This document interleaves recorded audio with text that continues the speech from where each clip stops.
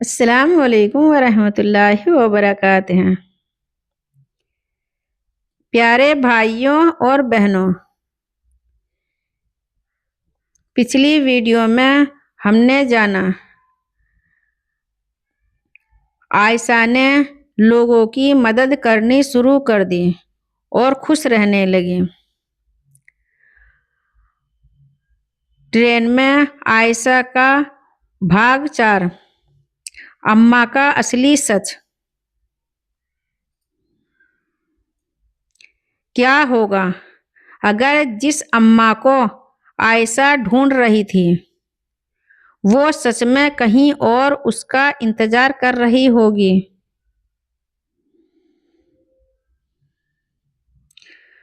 और क्या होगा अगर उस मुलाकात का असली मतलब अब जाकर समझ आए।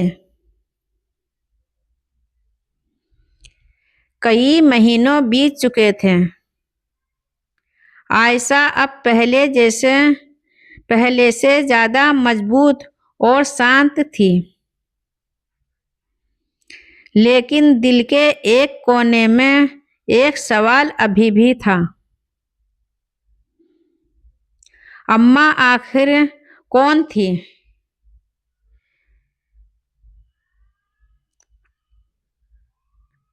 आयशा के मन में एक सवाल अब भी था।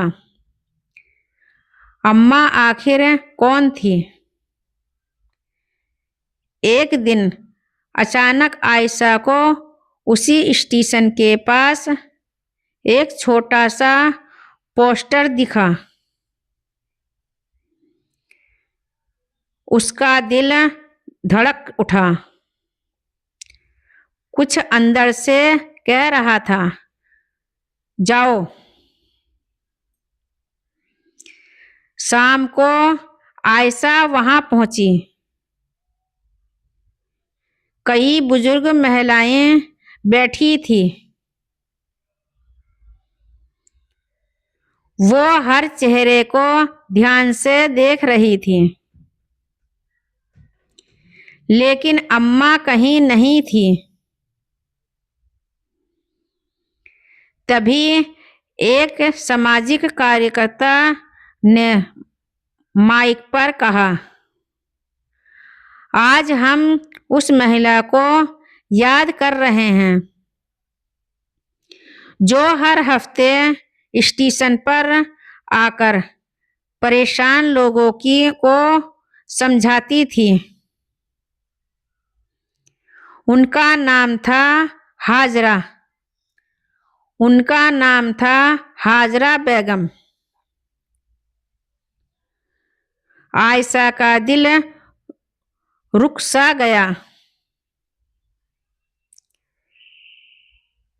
क्या अम्मा का नाम हाजरा था?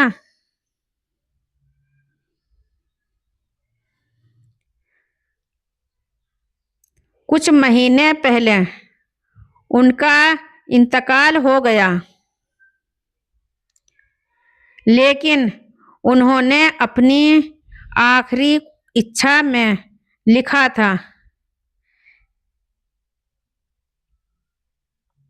जो भी लड़की या लड़का कभी उनसे मिला हो वो दूसरों की मदद करना कभी कभी बंद ना करें। अम्मा ने इंतकाल से पहले लिखा था, कोई भी लड़की हो या लड़का अगर अम्मा से मिला हो तो मदद करना बंद ना करें। आयशा की आंखों से आंसू बहने लगे।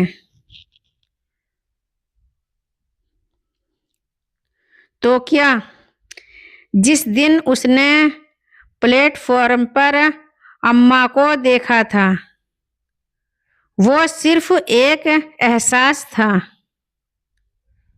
या शायद एक आखिरी विदाई?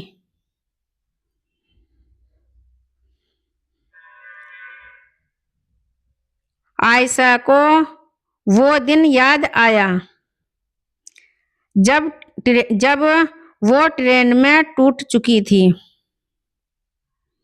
जब उसे लग रहा था कि सब खत्म हो गया।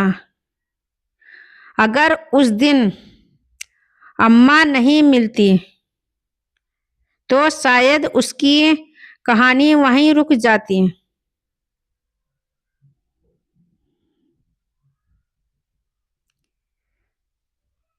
आज उसे समझ आया, कुछ लोग हमारी जिंदगी में हमेशा रहने के लिए नहीं आते, बल्कि हमें बदलने के लिए आते हैं। जैसे पृथ्वी हर दिन सूरज के चारों ओर घूमती है,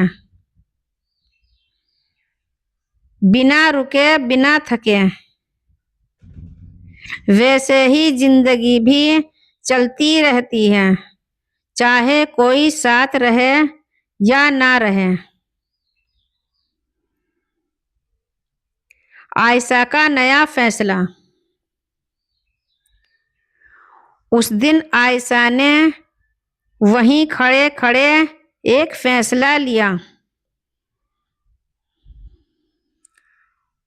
वो हर हफ्ते उसी स्टेशन पर जाएगी।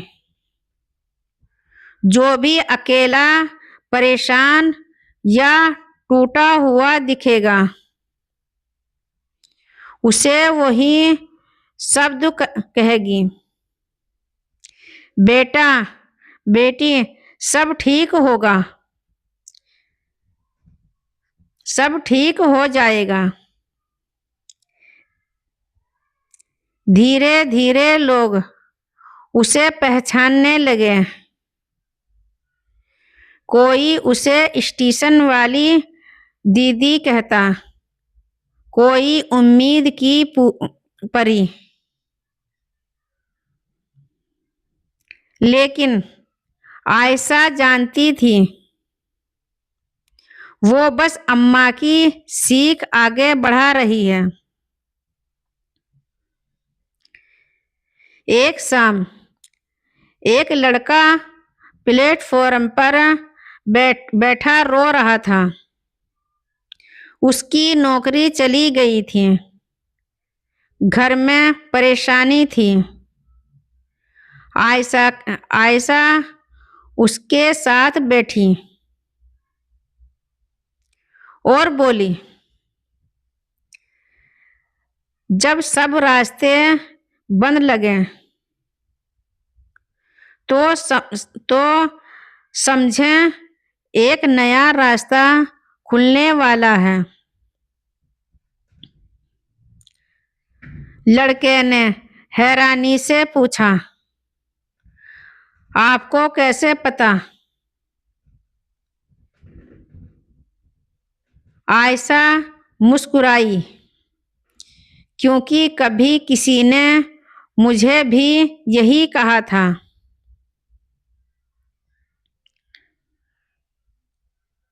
आयशा मुस्कुराई और कहा, क्योंकि कभी किसी ने मुझे भी यही कहा था। उसी पल उसे एहसास हुआ, जब वो सिर्फ कहानी का किरदार नहीं, उसी पल उसे एहसास हुआ, अब वो सिर्फ कहानी का किरदार ही नहीं, किसी और की कहानी का मोड़ बन चुकी थी।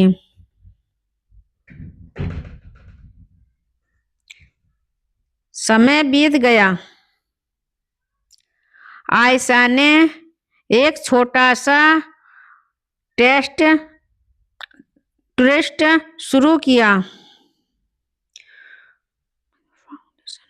उम्मीद फाउंडेशन,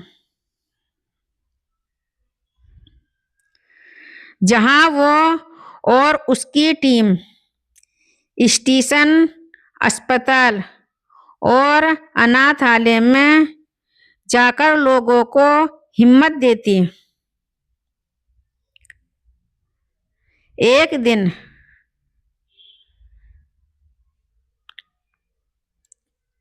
ट्रस्ट के ऑफिस में एक बुजुर्ग महिला आई। उन्होंने आयशा को देखकर कहा,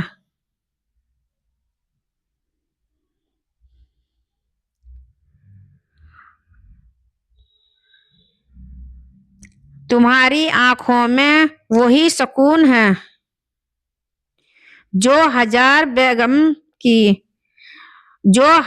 बेगम की आंखों में था। तुम्हारी आंखों में वही सुकून है जो हाजरा बेगम की आंखों में था। आयशा की रूह कांप उठी। उसे लगा जैसे अम्मा फिर मुस्कुरा रही हो।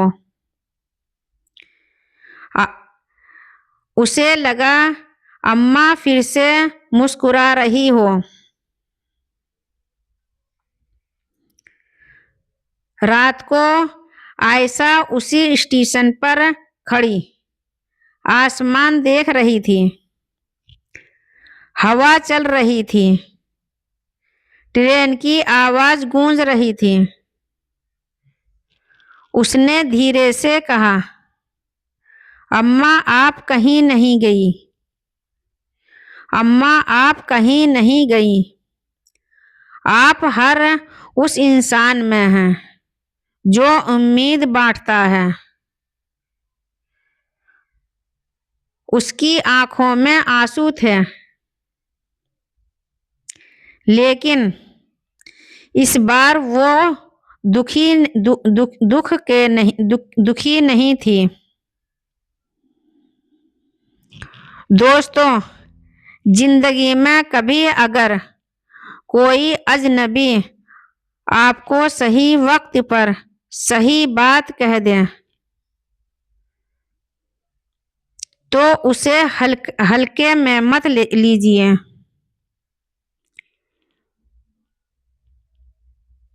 हो सकता है वो इंसान सिर्फ एक मुलाकात के लिए आया हो,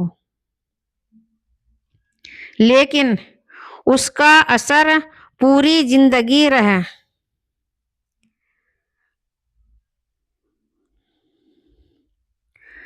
और अगर आप मजबूत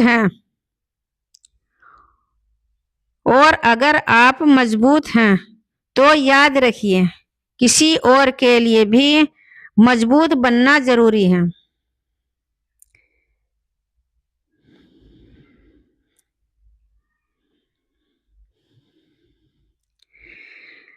लेकिन क्या आयशा की ये कहानी यहीं खत्म हो जाएगी, या एक दिन उसे अम्मा से जुड़ा कोई और राज पता चलेगा?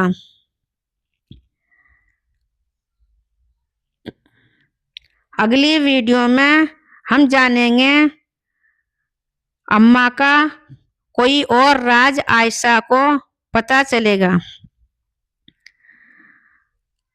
ऐसी ही मोटिवेशनल वीडियो के लिए लाइक करें, सब्सक्राइब करें और कमेंट्स में बताना कि आप वीडियो कहाँ से देख रहे हैं। अल्लाह हाफिज।